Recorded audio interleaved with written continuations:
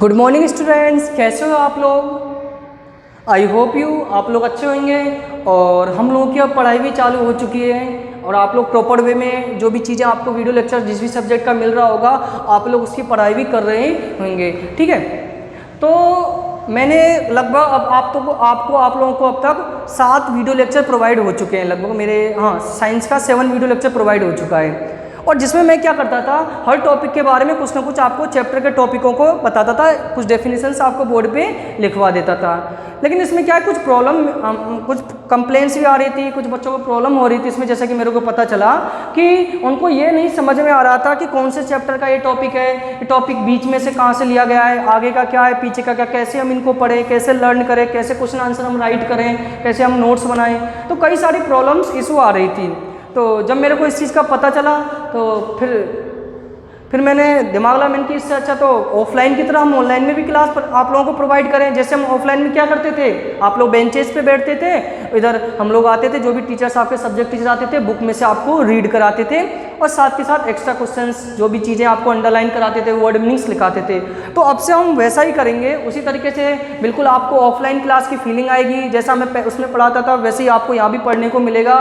साथ के साथ जो भी वर्ड मीनिंग्स है, जो भी चीज़ें हैं, बिल्कुल आप महसूस करोगे हम ऑफलाइन क्लास में ही बैठे हुए हैं। ठीक है, आपके जो डाउट्स भी रहेंगे वो सब मैं कंप्लीट क्लियर कर दूंगा। फिर भी अदरवाइज वैसे डाउट तो बचेगा नहीं, मैं छोड़ता नहीं कहीं भी डाउट्स वगैरह। फिर भी यदि आपको कोई रह जाता है तो आप पूछ सकते हो।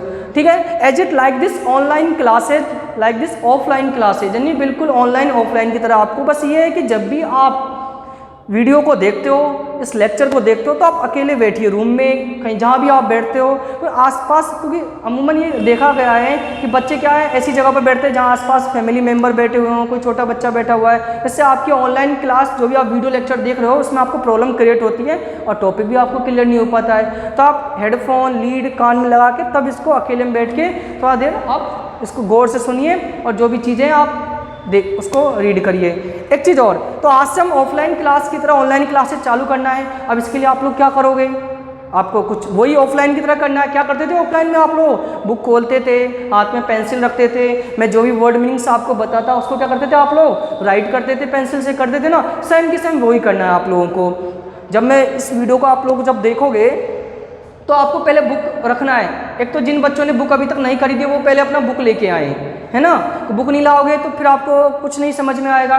ठीक है, तो बुक लेके आए। अब बुक लेके आ गए, अब हमको क्या करना है, जब आप इस वीडियो को देख रहे हो तो पहले क्या करना है, आपको बुक, पेंसिल और नोटबुक साथ में रखना है। ओके स्टूडेंट्स, जैसे ऑफलाइन क्लास में हम करते थे, पेंसिल जैसे जैसे मैं रीड कराते जाता था आप लोग पेंसिल से उसको आगे फिंगर रखते थे या पेंसिल रखते थे और वर्ड मीनिंग जो भी डिफिकल्ट वर्ड मीनिंग्स होते थे उसको आप लोग लिखते थे और मैं भी आपको बोर्ड पे लिखवा देता था। वही काम हम यहाँ पर करेंगे। मैं आपको पेज नंबर बता दूंगा, मैं फर्स्ट चैप्टर का कौन सा पेज पढ़ा रहा हूँ, आपको पेज खोलना है, फिंगर रखना है या पेंसिल रखना है, वर्ड मीनिंग्स को राइट करना है। ठीक है स्टूडेंट, तो मैं थोड़ा सा आपको बुक का फर्स्ट पेज कवर आपको क्लास 7th की दिखा देता हूँ। ये आपका कवर पेज है क्लास 7th का।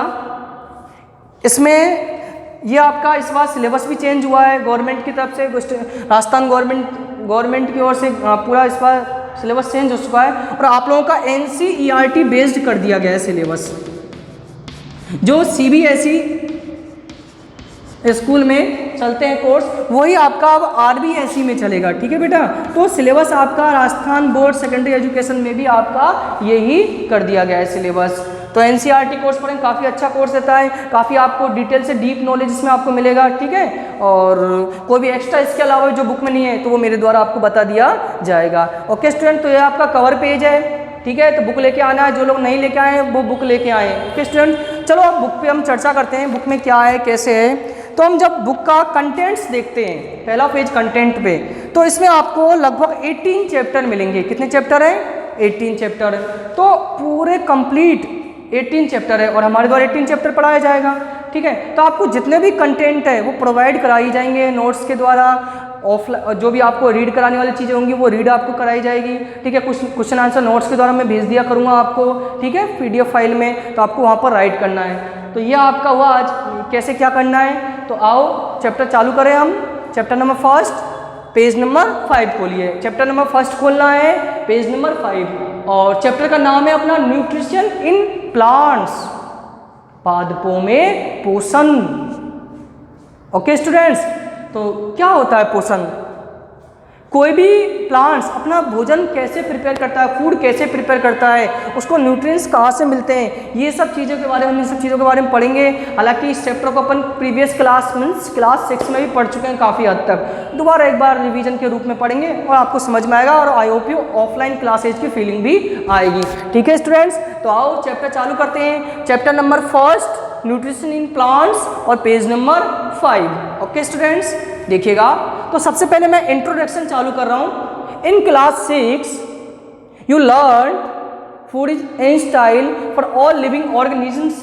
You also learn the protein, fats, vitamins and minerals और कंपोनेंट्स ऑफ फूड। जैसा कि आपने क्लास 6 में पढ़ा है न्यूट्रिएंट्स के बारे में, पोषक तत्वों के बारे में। हमारे कुछ 5 या 6-7 न्यूट्रिएंट्स थे। Then protein, fats, carbohydrates, vitamins, mineral और रफेज। ठीक है, तो कुछ अपने 5-6 कंपोनेंट्स थे फूड के, घटक, भोजन के घटक। ठीक है, these components of food are necessary for our body and they are called nutrients। Underline करिएगा यहाँ से, these components are food are necessary for our body and are called nutrients।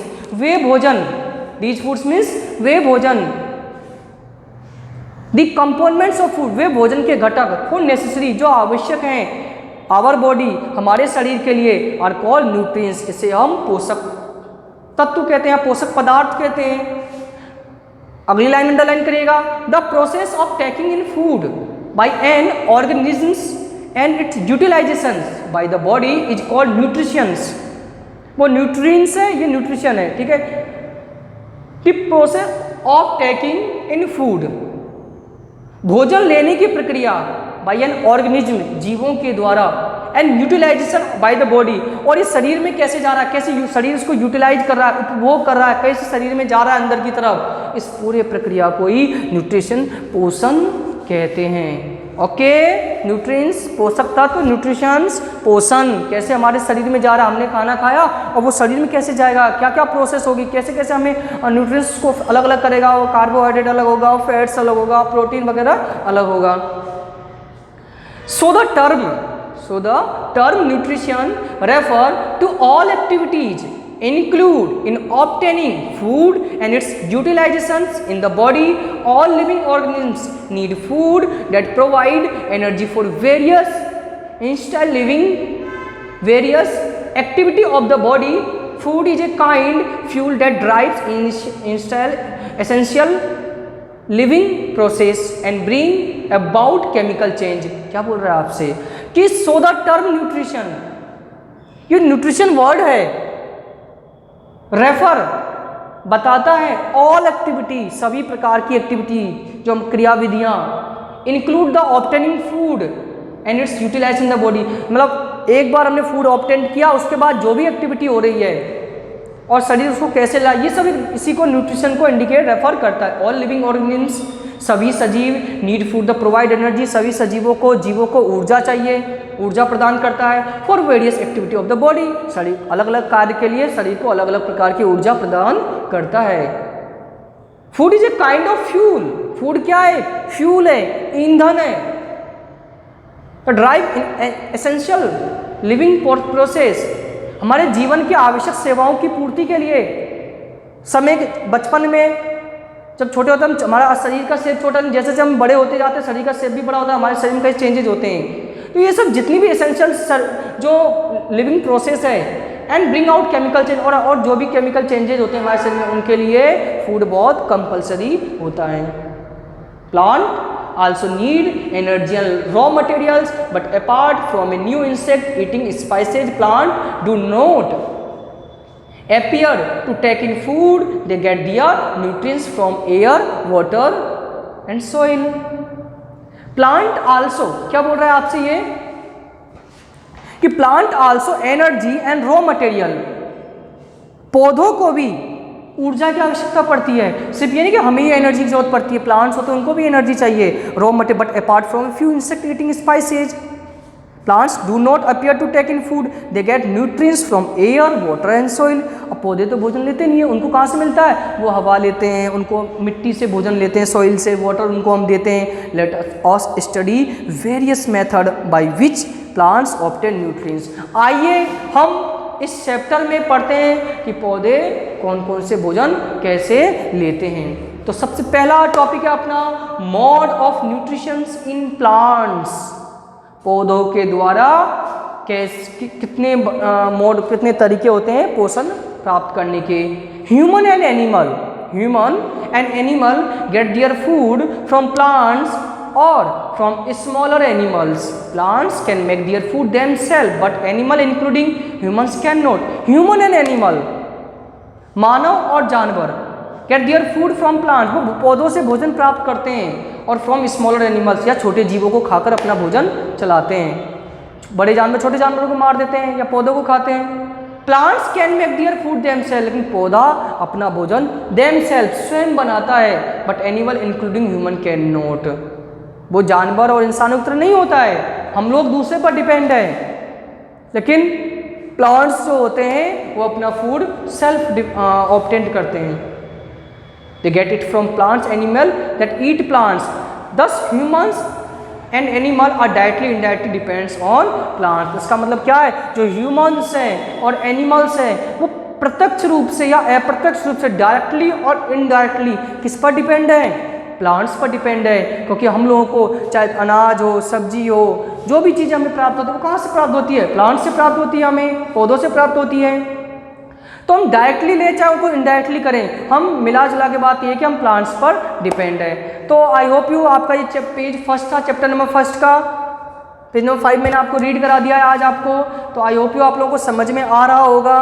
बिल्कुल ऑफलाइन क्लास की फील आप कर रहे होंगे आप लोग, फिर भी उम्मीद है कोई डाउट रहा नहीं होगा। कोई वर्ड मीनिंग्स जो भी मैंने टफ डिफिकल्ट वर्ड मीनिंग्स थी वो मैंने आपको बता दी, फिर भी ऐसा कोई रह गया हो तो आप लोग मुझे या कैसे मैसेज करके, टेक्स्ट मैसेज करके बता सकते हो, ठीक है। तो आई होप यू आप लोगों को अब प्रॉब्लम शायद नहीं आएगी किसी प्रकार की, बिल्कुल ऑफलाइन क्लास की तरह आप लोग फील करोगे। टॉपिक वर्ड बाइज वर्ड मेरे द्वारा क्लियर कराए जाएंगे, ठीक है स्टूडेंट्स। तो थैंक यू स्टूडेंट, देखें वीडियो को अच्छी तरीके से देखें, समझे, 1 से 2 बार आप देखोगे आप बिल्कुल समझ जाओगे फर्स्ट पेज में क्या क्या चीज़ें थी, क्या क्या आपको इस चैप्टर के बारे में बताना चाह रहा है। तो thank you student, thank you for attend this session.